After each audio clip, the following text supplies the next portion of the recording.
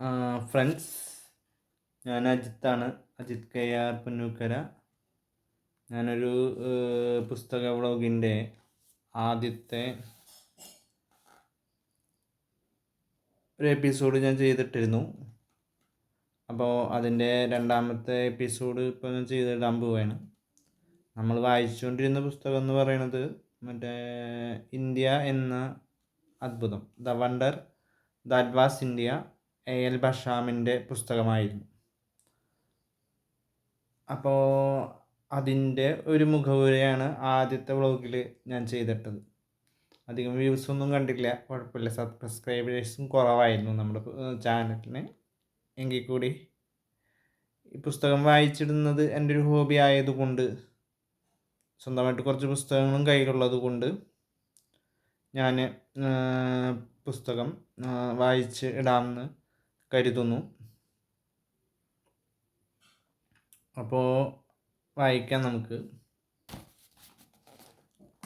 India എന്ന വിസ്മയത്തെപ്പറ്റി A.L. Basham എഴുതുമ്പോൾ വായനക്കാരൻ അത്ഭുതാതരങ്ങളോടെ അലേഖകളിൽ നിന്ന് അലേഖകളിലേക്ക് പറന്നു നടക്കുന്നു. അർത്ഥരഹിതമായ പാറലല്ല അത്. അറിവിൻ്റെ മധു നിറഞ്ഞ വൃക്ഷത്തിൻ്റെ ശിഖരങ്ങളിൽ നിന്ന് ശിഖരങ്ങളിലേക്കുള്ള സ്വാർത്ഥകമായ പറക്കൽ തന്നെയാണ്. എപ്പോഴാണ് ഈ പുസ്തകം ആദ്യമായി കാണുന്നത്?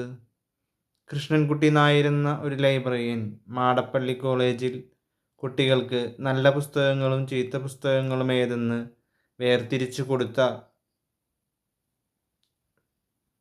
ഒരു കാലമുണ്ടായിരുന്നു. അദ്ദേഹം പിന്നീട് ചലച്ചിത്ര കഥാപാത്രങ്ങളായി പ്രശോഭിപ്പിക്കുകയും കാലയവനികൾക്കുള്ളിൽ മറയുകയും ചെയ്തു.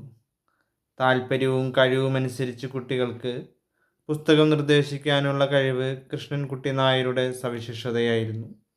ചരിത്രം ഐച്ഛികമായി എടുത്ത ഞാൻ കവിതയും കഥകളും അല്പസ്വല്പം നിരൂപണവും മാത്രം വായിച്ചുകൊണ്ടിരിക്കെ ഒരു ദിവസം നായർ പറഞ്ഞു, എടേ പയ്യൻ, താനൊരു കാര്യം ചെയ്യും, ഈ വിസ്മയമൊന്ന് വായിക്കും. രേഖകളിൽ ചേർക്കാതെയാണ് അന്ന് പുസ്തകം തന്നത്. വലിയൊരു ഗ്രന്ഥം, അമ്പോ, ഇതെങ്ങനെ വായിക്കും? അതിനേക്കാൾ അല്പം ചെറിയൊരു ചരിത്രഗ്രന്ഥം അതിനു മുമ്പ് വായിച്ചിരുന്നു, ദ സ്റ്റോറി ഓഫ് മാൻകൈൻഡ്. അത് രസകരമായൊരു പുസ്തകമായി. അതിലെ ലഘുത്വം ഈ ഗ്രന്ഥത്തിനില്ലെന്ന് ക്രമേണ മനസ്സിലായി. എന്നാൽ അടുക്കും ചിട്ടയും ഉണ്ട്, ശാസ്ത്രീയതയുമുണ്ട്. ക്രമേണ വായനയിൽ ഗൗരവം രസകരമായി അനുഭവപ്പെട്ടു തുടങ്ങി. BA പഠിക്കുന്ന ഒരു യുവാവ് സാമാന്യമായി the wonder that was India എന്ന ഗ്രന്ഥം വായിക്കുകയില്ല. ചരിത്രത്തോടൊപ്പം സാമ്പത്തിക ശാസ്ത്രവും സാഹിത്യവും ദർശനവും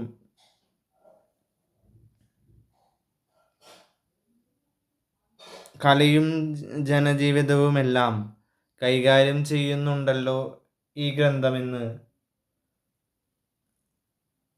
അന്നു തോന്നിയിരുന്നുവാവോ മുനിഞ്ഞുകത്തുന്ന മൂട്ടവിളക്കിൻ്റെ വെളിച്ചത്തിൽ.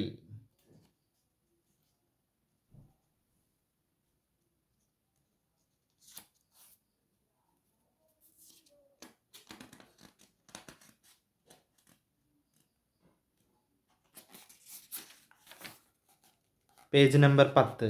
അങ്ങനെയൊരു ഗ്രന്ഥം വായിച്ചു തീർക്കുക സാമാന്യമായി അസാധ്യമായിരുന്നു. തുടക്കത്തിൽ പിളർക്കാനാവാത്ത അടക്കയായി അനുഭവപ്പെട്ട ആ പുസ്തകം പിന്നീട് ഹൃദയത്തിലും മസ്തിഷ്കത്തിനും ഒരുപോലെ ലാളിക്കാവുന്ന ഒരു കൃതിയായി മാറിയത് അങ്ങനെയായിരുന്നു. തുടർന്ന് ചരിത്ര പുസ്തകങ്ങളോട് ഒരടുപ്പം തോന്നിത്തുടങ്ങിയത് ഈ പുസ്തകം വഴിയാണ്. ചരിത്രത്തെ ലഘുതയിലല്ല, ഗുരുത്വത്തിൽ തന്നെ കാണണമെന്ന് ഈ ഗ്രന്ഥം എന്നെ പഠിപ്പിച്ചു.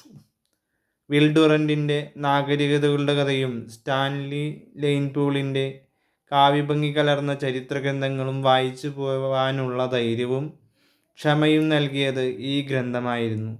അന്ന് ശാസ്ത്രീയമായ ചരിത്രരചന വേണ്ടത്രയുണ്ടായിരുന്നില്ല. ഉണ്ടെങ്കിൽ തന്നെ ശ്രീധരൻ മാഷുടെയും MG മേനോൻ സാറിൻ്റെയും ക്ലാസ്സിൽ പഠിക്കുന്നവർ ശാസ്ത്രീയതയെ സംബന്ധിച്ച് ഇതൊന്നും ആലോചിക്കുകയുമില്ല. ചരിത്രം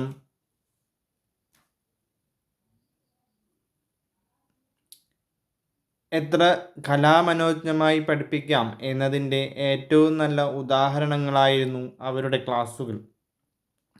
എന്താണ് അപ്പോൾ ഇന്ത്യ എന്ന വിസ്മയം ചർച്ചയാവുന്നത്?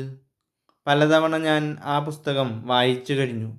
MAക്ക് പഠിക്കുമ്പോൾ പാഠപുസ്തകമായി തന്നെ വായിച്ചു.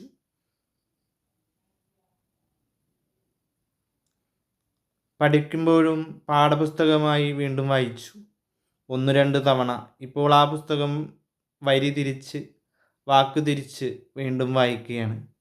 കേരള ഭാഷാ ഇൻസ്റ്റിറ്റ്യൂട്ടിന് വേണ്ടി ആ ഗ്രന്ഥം വിവർത്തനം ചെയ്ത് കൊണ്ടിരിക്കുകയാണ് ഞാൻ. വളരെ തിരക്കുകൾ. മറ്റു തരത്തിലെങ്കിലും ഈ ഓഫർ വന്നപ്പോൾ ചാടിക്കേറി അതേറ്റത് പുസ്തകത്തോടുള്ള പക്ഷാപാതം ഒന്നുകൊണ്ട് മാത്രമാണ്. പക്ഷേ ഇൻസ്റ്റിറ്റ്യൂട്ടിനോട് നീതി പുലർത്താൻ എനിക്ക് കഴിഞ്ഞില്ല. ഏതാണ്ട് 2 കൊല്ലം കൊണ്ടാണ് പുസ്തകം വിവർത്തനം ചെയ്തു തീർത്തത്. 2. എന്താണ് ബഷാമിൻ്റെ ചരിത്ര പുസ്തകം പ്രക്ഷേപിപ്പിക്കുന്ന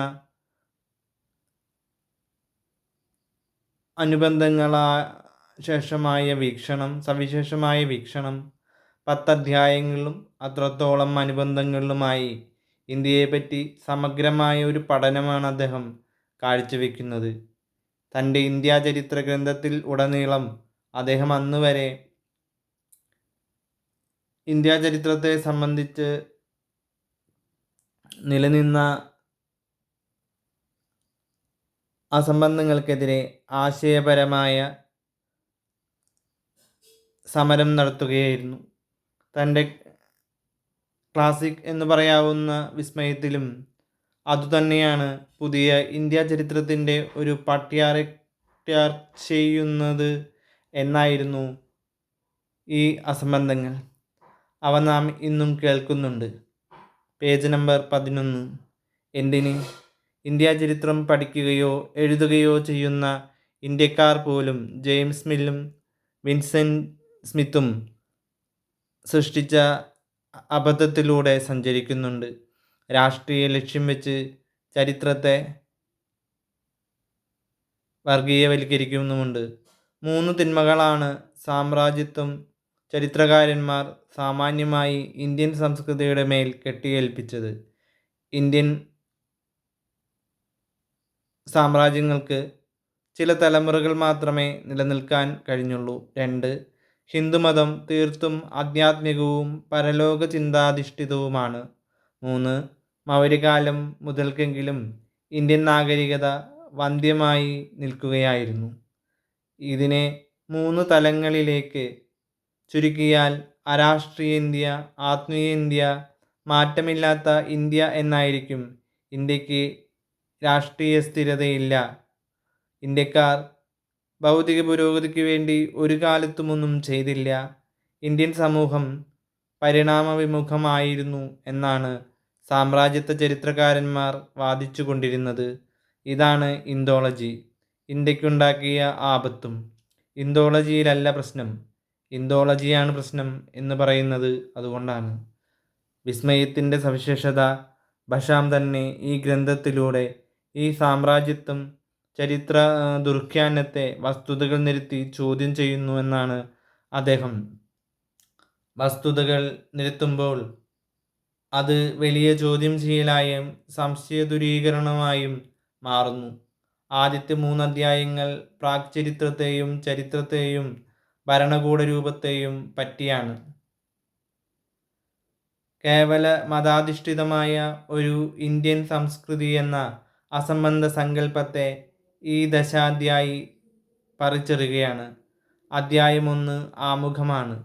ഇന്ത്യയും പ്രാചീന സംസ്കൃതിയും, ഭൂമി, പ്രാചീന ഇന്ത്യയുടെ അനാവരണം, രാഷ്ട്രീയ ഇന്ത്യയുടെ മഹത്വം എന്നിവയാണ് 1-ാം അധ്യായത്തിലുള്ളത്. 2-ാം അധ്യായം വിവരിക്കുന്നത് പ്രാക് ചരിത്രമാണ്. ഹാരപ്പൻ സംസ്കൃതിയും ഭാരതീയ സമൂഹമാണ് അതിലെ പ്രധാന പ്രതിപാദ്യം. ഇന്ത്യയിലെ ആദ്യ ഗ്രാമങ്ങൾ ഇങ്ങനെ ഉരുത്തിരിഞ്ഞുവെന്നും അവിടങ്ങളിൽ വളർന്ന കാർഷികാഭിവൃദ്ധിയും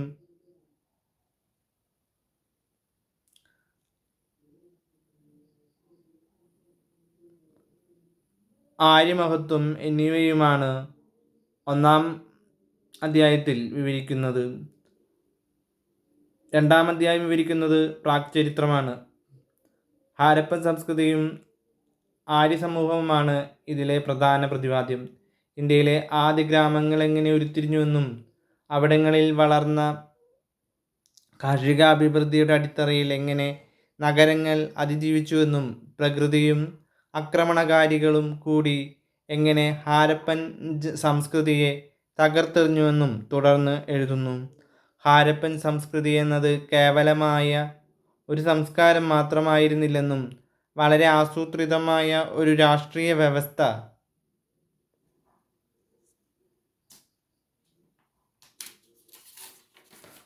പേജ് നമ്പർ 12 ആയിരുന്നുവെന്നും തെളിവുകൾ നിരത്തി സമർത്ഥിക്കുന്നുണ്ട് ഭാഷാം. ആര്യാഗമനത്തിൻ്റെ സവിശേഷതകളും ഋഗ്വേദ പിൽക്കാല വേദചരിത്രവും ഇവയുടെ അന്നറിയപ്പെടുന്ന സവിശേഷതകൾ സമഗ്രമായി സംക്ഷേപിച്ച് വായനക്കാരൻ്റെ മുമ്പിൽ അദ്ദേഹം അവതരിപ്പിക്കുന്നു. മൂന്നാം അധ്യായത്തോടെ ചരിത്രകാലത്തേക്ക് കടക്കുകയാണ് ഗ്രന്ഥം. പ്രാചീന കാലം മുതൽ മുസ്ലിങ്ങളുടെ ആഗമനം വരെയുള്ള മധ്യകാലമാണ് ചരിത്ര ഭാഗത്തിൽ ഉള്ളത്. നാലാം അധ്യായം മുതൽ ചരിത്രവും രാഷ്ട്രമീമാംസയും സമ്മേളിക്കുന്നു. രാഷ്ട്രീയ ചരിത്രം, ജീവിതം, ചിന്ത എന്നിവയാണ് അതിൽ വിവരിക്കുന്നത്. ഇന്ത്യയുടെ അരാഷ്ട്രീയ ഭൂതകാലത്തെപ്പറ്റി പരിഹസിക്കുന്നത് മറുപടി കൂടിയാണ് ഈ ഭാഗം. രാഷ്ട്രീയമെന്നാൽ വെള്ളക്കാർക്ക് മാത്രം കയറിയെത്താവുന്ന മലയാണെന്ന പ്രചാരണത്തിനും ഈ അധ്യായം വഴി നല്ല പ്രഹരം ലഭിക്കുന്നുണ്ട്. സ്രോതസ്സുകൾ, ഈ ആദ്യകാല റിപ്പബ്ലിക്കുകൾ, പ്രാദേശിക ഭരണം, പബ്ലിക് ഫൈനാൻസ്, കുറ്റം, ശിക്ഷ തുടങ്ങി ഭരണ സംവിധാനവുമായി ബന്ധപ്പെടുന്ന നാനാരംഗങ്ങളും ഈ ഭാഗത്ത് വിശദമാക്കുന്നു. 5ഉം 6ഉം അധ്യായങ്ങളിലുള്ളത് സാമൂഹ്യ ജീവിതമാണ്. ആദ്യം സമൂഹം പൊതുവിലും പിന്നീട് ദൈനംദിന സാമൂഹിക ജീവിതവും ആവിഷ്കരിക്കപ്പെടുന്നു. 7ൽ മതവും ദർശനങ്ങളും ജീവിത വീക്ഷണങ്ങളും വിശദമായി തന്നെ വിവരിക്കുന്നുണ്ട്.